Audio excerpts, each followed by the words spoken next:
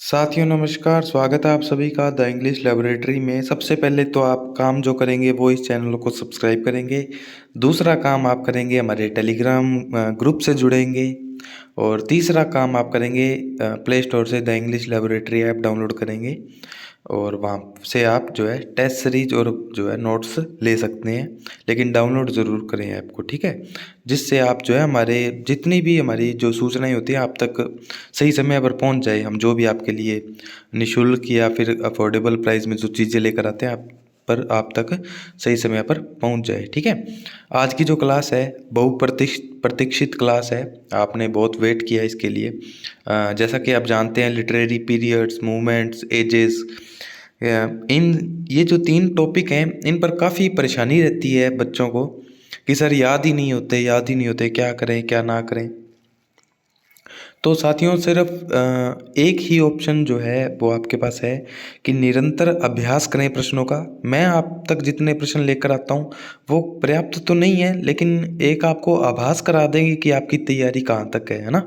और ये भी नहीं है कि ये फाइनली है कि अगर आपको इनके उत्तर नहीं आते हैं तो आपका सिलेक्शन नहीं होगा, ऐसा भी बिल्कुल नहीं है। तो आप बिल्कुल जहाँ से आपको अभ्यास करने को मिले वहाँ से अभ्यास ज़रूर करें। आप चाहे हमारी टेस्ट सीरीज से अभ्यास करें ऐप की, चाहे किसी भी टेस्ट सीरीज से करें, अभ्यास होना चाहिए, रिवीजन होता रहना चाहिए। अब जो टाइम है 31 तारीख को पेपर है, तो आपका रिवीजन और अभ्यास, रिवीजन अभ्यास, रिवीजन अभ्यास, ये 2 ही चीज़ें चलनी चाहिए। कुछ भी नया पढ़ने की आवश्यकता नहीं है। जो सिलेबस में छूट गया उसको रहने दीजिए, ठीक है। अब सिर्फ रिवीजन एंड अभ्यास, ये 2 शब्द याद कर लीजिए, आपका सिलेक्शन हो जाएगा साथियों, ठीक है। ये बात हमेशा ध्यान रखना।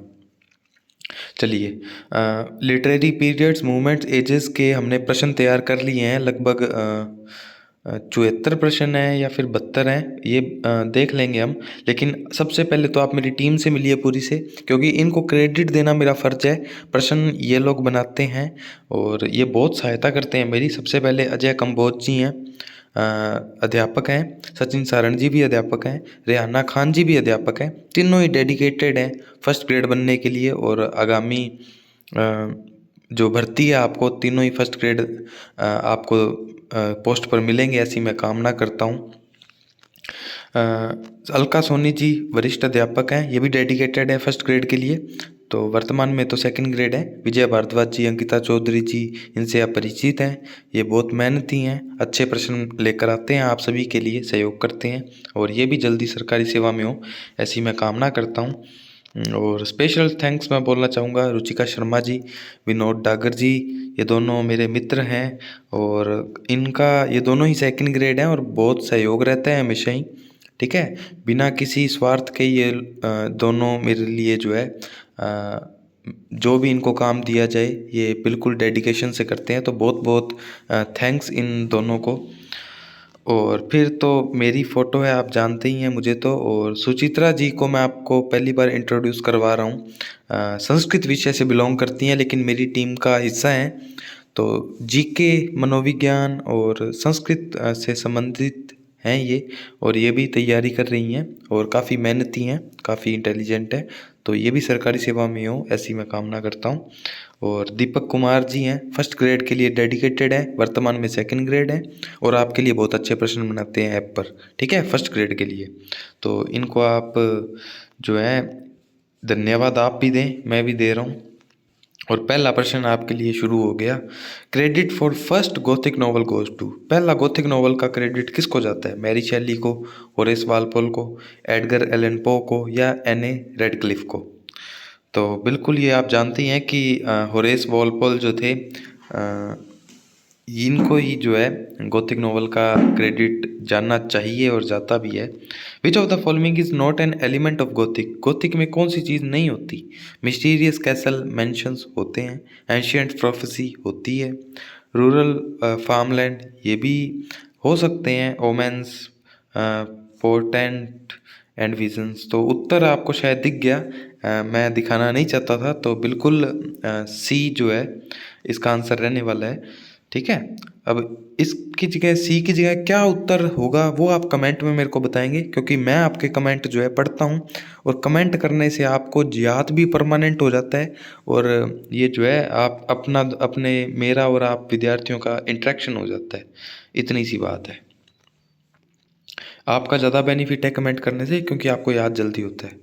विच of this not related to Gothic movement, Gothic movement से कौन से रिलेटेड नहीं है? Mary Shelley, Charlotte Bronte, Emily Bronte, या फिर जो है पीबी शेले। तो बिल्कुल आप इसका आंसर बता सकते हैं। इसका आंसर जो है डी रहेगा। रोमांटिसिज्म से रिलेटेड है पीबी शेले जी, है ना। Which character is known as Byronic hero in Gothic literature, Byronic hero के नाम से किसको जाना जाता है गोथिक लिटरेचर में? और एक बात और बता दूं, अगर अगर जैसे पीबी शेले है, ये आपने ऑप्शन काट दिया तो ये तीनों का नाम आपने याद कर लेना है, इनको स्किप नहीं करना है, ठीक है। तो विक्टर फ्रैंकस्टीन, हेथक्लिफ, काउंट ड्रैकुला या मोंटनी, किसको जो है बायरोनिक हीरो कहा जाता है गोथिक में? तो बिल्कुल इसका आंसर जो है हेथक्लिफ रहने वाला है। हेथक्लिफ जी जो है इनको बायरोनिक हीरो कहते हैं। What is the common feature of Gothic protagonist, Gothic protagonist जो मुख्य पात्र होता है उसका सामान्यतः फीचर क्या होता है, क्या विशेषता होती है? They often face internal conflicts and moral dilemmas, they have clear goals and motivation, they are always heroic, they are typical wealthy and powerful. तो आंसर ए होना चाहिए, बाकी देख लेते हैं। बिल्कुल इसका आंसर ए है। इंटरनल कन्फ्लिक्ट्स होती हैं, मोरल डायलेमाज होते हैं इनके नैतिक दुख होते हैं या दुविधा होती है। Which of the following artist was not a founding member of Pre Raphaelite Brotherhood, Pre Raphaelite Brotherhood का फाउंडर जो थे उनमें से कौन सा नहीं था? डांटे गैब्रियल रोजेटी, जिसको आप डीजी रोजेटी बोलते हो, John Everett Millais, Edward Burne Jones, या William Holman Hunt, WH Hunt बोलते हैं जिसको आप। ये आप बता देंगे, बिल्कुल सीधा सा आंसर है सी, और WH हंट, JE मिलाइस और डांटे को जो है आप याद रखेंगे। प्रश्न number 7, who was the leader of Pre Raphaelite group of artist in England, इनका लीडर कौन था प्री रैफलाइट वालों का? तो बिल्कुल इसका आंसर जो है ए रहेगा, डीजी रोजेटी जी, ठीक है। तो इनसे आप बहुत अच्छी तरह परिचित हैं, डीजी रोजेटी से। What was the main goal of Pre Raphaelite Brotherhood, क्या उद्देश्य था प्री रैफलाइट का? Promote modern art, return to the art before Raphael, to support impressionism, या टू क्रिएट एब्स्ट्रैक्ट आर्ट? बिल्कुल नहीं, प्री रैफलाइट का मतलब है राफेल से पहले। तो ऑप्शन नंबर बी इसका सही होगा, राफेल से पहले वाले लोगों को ये पसंद करते थे, उनकी कला को पसंद करते थे। What was the primary medium used by Pre Raphaelite, क्या यूज़ करते थे Pre Raphaelite? Water colour, acrylic, oil paint, या पेस्टल? तो बिल्कुल ऑयल पेंट यूज़ करते थे, पेंटर थे ये साथियों, पोइट के साथ साथ पेंटर भी थे। Which year was the Pre Raphaelite Brotherhood founded, कब फाउंड हुआ था? तो बिल्कुल इसका आंसर आप जानते हैं 1848 में। तो बहुत अच्छी तैयारी है आपकी अगर आप जानते हैं तो। Who is considered one of the key authors of realism movement, realism का कौन सा जो व्यक्ति है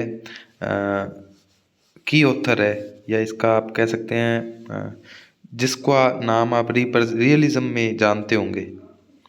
तो वर्ड्सवर्थ होंगे नहीं, चार्ल्स डिकन्स, एडगर एलन पो, या लियो टोल्स्टॉय? तो टोल्स्टॉय नहीं है इसका आंसर, चार्ल्स डिकन्स है।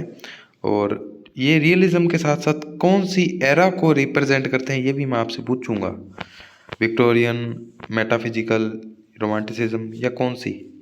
What was a primary focus of realist artists? Mythological themes, abstract forms, everyday life, and ordinary people, historical events. तो रियलिस्ट जो हैं किस चीज़ पर ज़्यादा लिखते थे? माइथोलॉजिकल लिखते थे, एब्स्ट्रैक्ट लिखते थे, हिस्टोरिकल लिखते थे, या एवरीडे लाइफ और ऑर्डिनरी पीपल? तो बिल्कुल सामान्य जो आम भाषा में जो यूज होती है ज़िंदगी जो है, सामान्य ज़िंदगी जो है उसके बारे में काम करते थे। और भी 2-3 विशेषताएं जो है रियलिस्ट मूवमेंट की, रियलिज्म की, आप मेरे को कमेंट सेक्शन में बताएंगे। Which of the following is a type of literary realism, literary realism का कौन सा टाइप है? Magical realism, kitchen sink realism, psychological realism, या नेचुरलिज्म, या फिर सारे ही हैं? लिटरेरी रियलिज्म का कौन सा प्रकार है? तो ये 4 प्रकार आपके सामने हैं, और ये चारों ही जो है लिटरेरी रियलिज्म के अंतर्गत आते हैं, magical, kitchen sink, psychological, naturalism. Okay, प्रश्न number 14, the gift of the Magi by O Henry is the example of, किसका एग्जाम्पल है gift of the Magi? Magical realism का, किचन सिंक का, साइकोलॉजिकल का या नेचुरलिज्म का? तो बिल्कुल इसका आंसर ये है, मैजिकल रियलिज्म का एग्जाम्पल है the gift of the Magi by O Henry. Who published Middlemarch is Study of Provincial Life in 1870, which is considered the most famous work of literary realism to come from the United Kingdom। UK से जो है realism का सबसे अच्छा work, सबसे famous work जो कि middle मार्च है ना, 1870 में क्षेत्रीय जिंदगी दिखाता है। तो किसका है? ओलिवर ट्विस्ट का, जॉर्ज मोरे का, जॉर्ज मोर का, जॉर्ज एलियट का या जॉर्ज किसिंग का? तो ए और डी में से तो नहीं होना चाहिए, और सी इसका आंसर जो है रहने वाला है।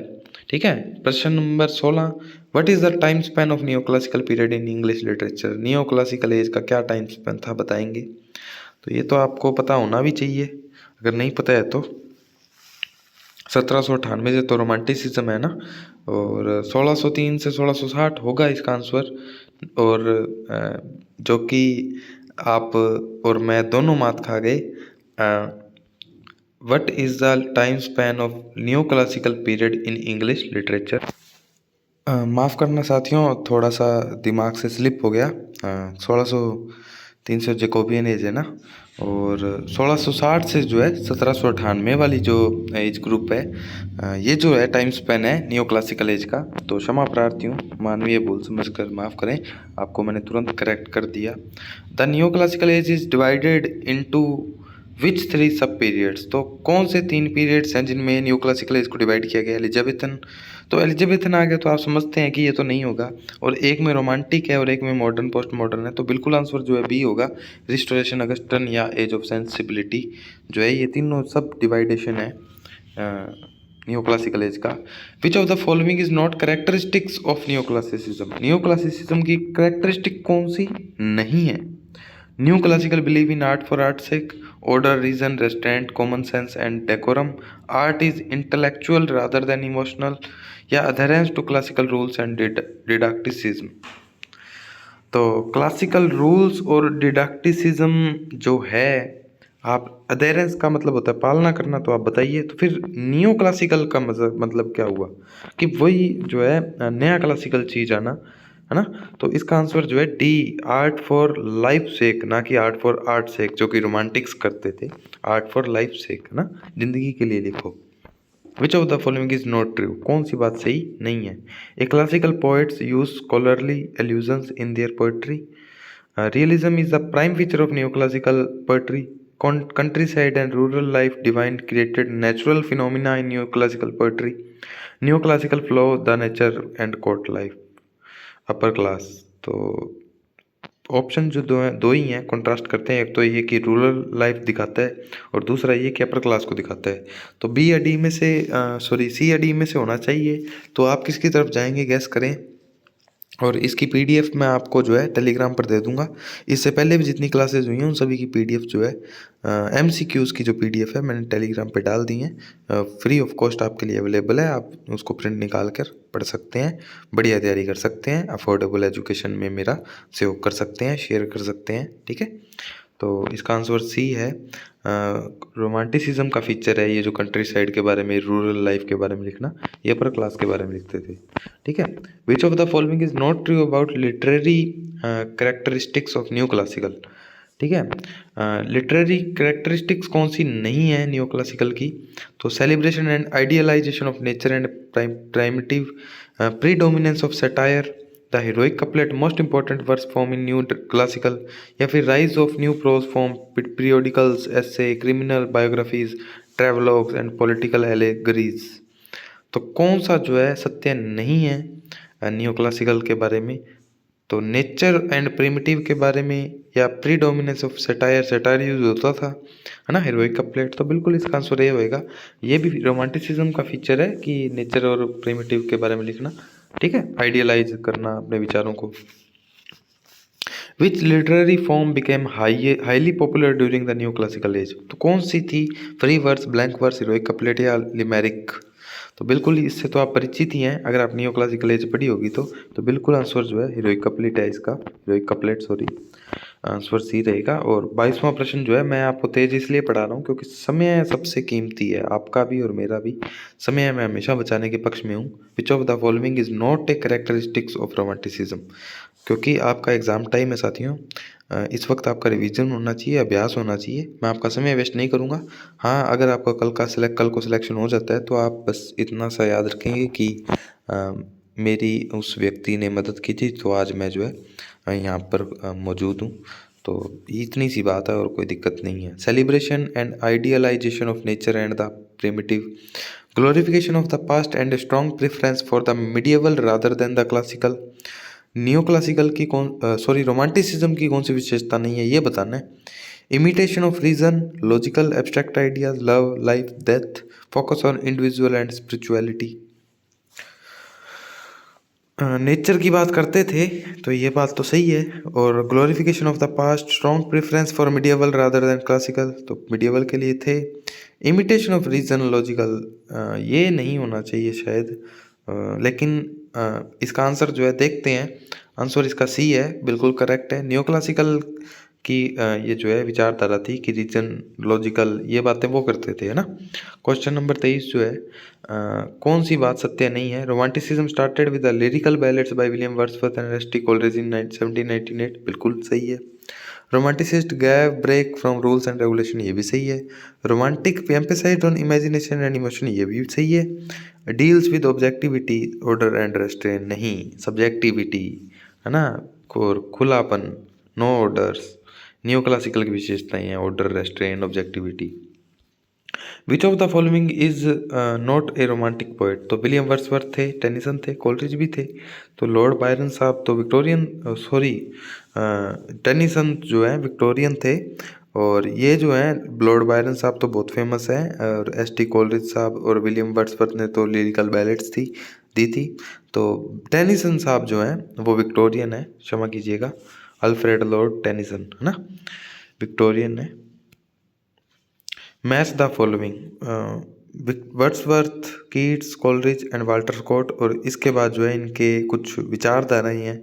तो नेचर वर्शिपर तो वर्ड्सवर्थ को बोलते हैं, तो ए का 4 होना चाहिए। और नेगेटिव कैपेबिलिटी किसकी थी ये आपको पता होना चाहिए। और वाल्टर स्कॉट को क्या बोलते हैं ये भी पता होना चाहिए। तो बिल्कुल इसका आंसर पहले तो यही देख लो आप कि ए का 4 है और बी का 3 है। नेगेटिव कैपेबिलिटी किड्स का है, ये प्रश्न आ सकता है। नेगेटिव कैपेबिलिटी किसने दिया, किड्स ने दिया। कोलरिज को सस्पेंशन ऑफ बिलीफ के लिए जाना जाता है और वाल्टर स्कॉट को फादर ऑफ हिस्टोरिकल नॉवल बोलते हैं, ठीक है। Who coined the term pathetic fallacy, किसने दिया pathetic fallacy term, Wordsworth, Keats, Coleridge या रस्किन। आसान सा प्रश्न है, ज़्यादा मुश्किल नहीं है। और रस्किन इसका आंसर है, जॉन रस्किन साहब जो है। विच is not true about romantic poetry, romantic poetry के बारे में कौन सी बात सत्य नहीं है। ये जो है फ्रेंच रिवोल्यूशन से प्रभावित थे, बिल्कुल थे।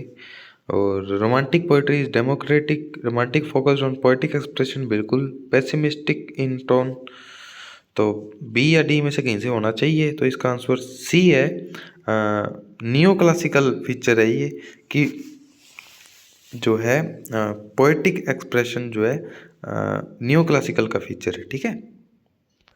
ये जो है अपने विचारों पर और अपने जो है विचार व्यक्त करने पे ज़्यादा ध्यान देते थे, ना कि रूल्स के अकॉर्डिंग लिखना, इन चीज़ों पर ध्यान देते थे, ठीक है। प्रश्न नंबर 28, यूलिसस कब पब्लिश हुआ, तो ये तो उत्तर आपको आना चाहिए, यूलिसस, ठीक है। 1920, 22, 25 या फिर 27, तो बिल्कुल इसका आंसर जो है बी रहेगा, 1922 रहेगा। आपको यूलिसस कब पब्लिश हुआ पता होना चाहिए, 1922। Mrs Dalloway, to the Lighthouse and the Waves, written by, बताओ किसने लिखा, Virginia Woolf, David Lodge, Dorothy Richardson या सैमुअल बेकेट। ये तो अगर आपने कोई मूवमेंट पढ़ी है शायद गोथिक, तो आपको पता होगा। इसका आंसर सी है, वर्जीनिया वुल्फ का ये जो है जो वर्क्स हैं, ये जो 3 वर्क्स हैं वर्जीनिया वुल्फ के हैं, है ना। चलिए प्रश्न number 30, which is not true about stream of consciousness, stream of consciousness के बारे में कौन सी बात सत्य नहीं है। Natural flow of thought, incomplete ideas, informal and colloquial language, written in subjective description, use of cinematic device of montage and, या फिर छठा ऑप्शन है ऑल आर करेक्ट। तो 5 बातें आपको बताई गई हैं स्ट्रीम ऑफ कॉन्शियसनेस के बारे में।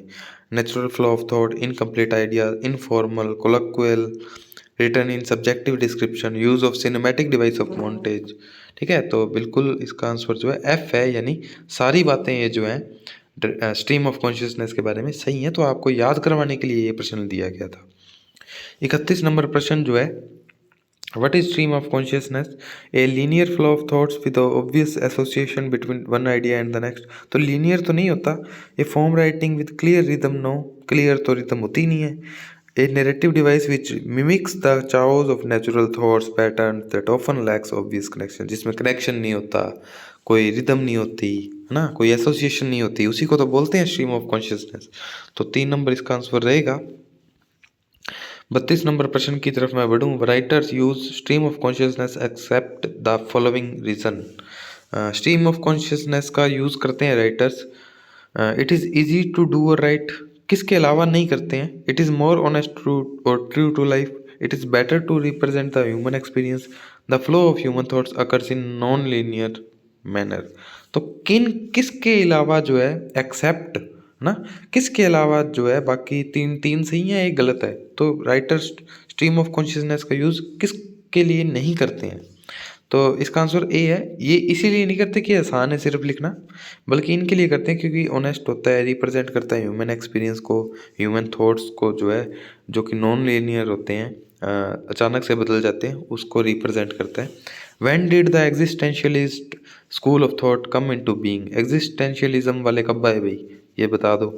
एनलाइटमेंट एरा में आए, वर्ल्ड वार सेकंड में आए, वर्ल्ड वार सेकंड के बाद आए, पहले आए, या फिर अमेरिकन रिवोल्यूशनरी के वार के बाद में आए। तो इसका आंसर तो आपको आना चाहिए। अगर आपको इसका ईयर याद है तो आप बता देंगे इसका आंसर बिल्कुल वर्ल्ड वार जो है सेकंड के बाद में आई है। ठीक है।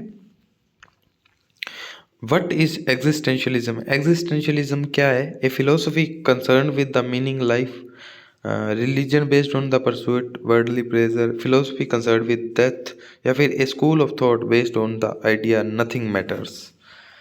तो इसका आंसर जो है आपको एक रहेगा। ये जो है लाइफ इज़ मीनिंगलेस, ये ऐसा बोलते हैं। जिंदगी का क्या अर्थ है ये समझना समझाना, ये जो है विचारधारा, दार्शनिक विचारधारा है एग्जिस्टेंशियलिज्म। तो मैं कुल प्रश्न देख लेता हूँ कितने हैं, और मेरे हिसाब से शायद आधे प्रश्न मैंने करवा दिए हैं या नहीं करवाए हैं। 75 प्रश्न है मेरे पास, है ना। तो मैं आपको 38 करवा देता हूँ, और बाकी के जो है मैं आपको बाद में करवा दूंगा। ठीक है, 38 तक करवा देता हूँ। एग्जिस्टेंशियलिज्म, तो ये प्रश्न अपनों ने कर लिया था। और 35 नंबर प्रश्न है, where did existentialism idea start. Existentialism start कहाँ से हुआ? तो गैस कर लो, ऑस्ट्रेलिया, फ्रांस, इटली या यूरोप। एग्जिस्टेंशियलिज्म तो बिल्कुल यूरोप से हुआ, है ना। According to Kierkegaard, who is responsible for giving meaning to life. Kierkegaard के अनुसार जिंदगी का मतलब कौन देगा? भगवान देगा, समाज देगा, धर्म देगा, या व्यक्ति खुद देगा? तो अगर आपने इसको समझा है तो ही आप इसका आंसर सही कर पाएंगे, क्योंकि इंडिविजुअल जो है इंपॉर्टेंट होता है इसमें, बल्कि ये नहीं कि समाज बताएगा कि ज़िंदगी क्या है, खुद बताएगा व्यक्ति अपने एक्सपीरियंस से। तो इंडिविजुअल इसका आंसर रहेगा।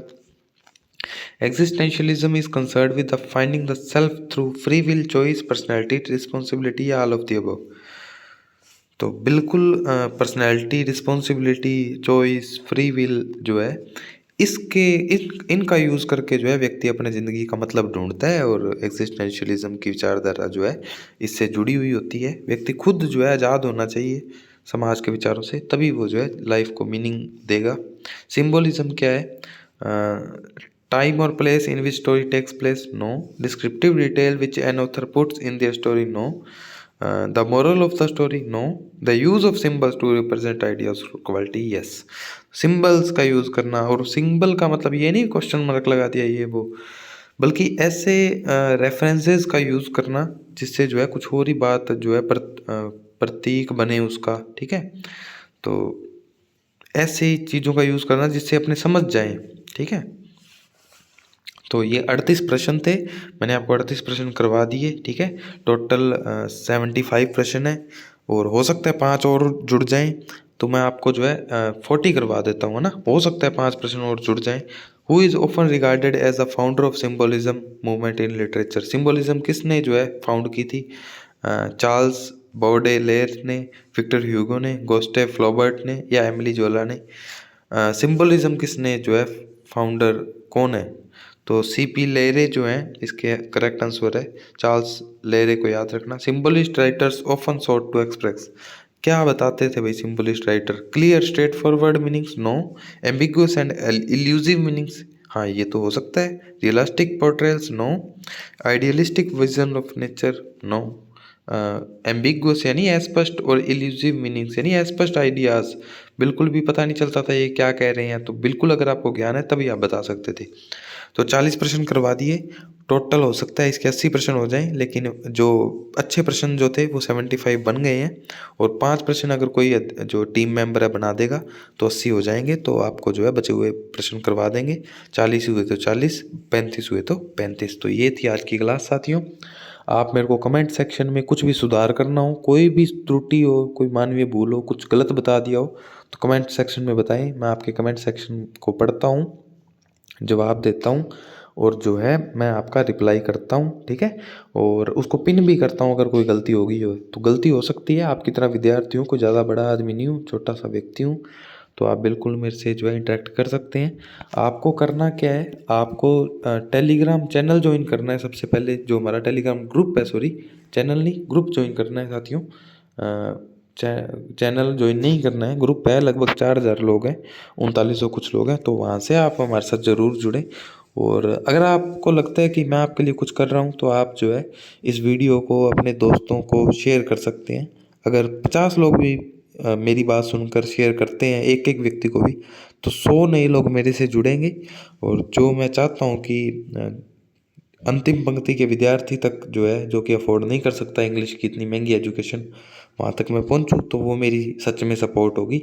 और आपको बुक वगैरह नोट्स वगैरह मंगवाने हो और सेकंड ग्रेड के लिए, और आपको टेस्ट सीरीज़ लेनी हो मात्र 51 रुपये में, तो आप हमारा ऐप डाउनलोड करें, वहाँ से सुविधाओं का लाभ ले सकते हैं नाम मात्र के शुल्क में, ठीक है। तो आपको हमारा प्रयास कैसा लग रहा है ये आप ज़रूर बताना। और इन जो टीम है, ये जो टीम है मेरी, ये परिवार है, इनका एक बार फिर से धन्यवाद, ठीक है। अजय कंबोज जी, सचिन सारण जी, रेहाना खान जी और अलका सोनी, विजय भारद्वाज, अंकिता चौधरी, रुचिका, विनोद, सुचित्रा, दीपक, इन सभी का धन्यवाद कि ये सपोर्ट करते हैं मेरे को। तो ठीक है साथियों, मिलेंगे इसके नेक्स्ट पार्ट में।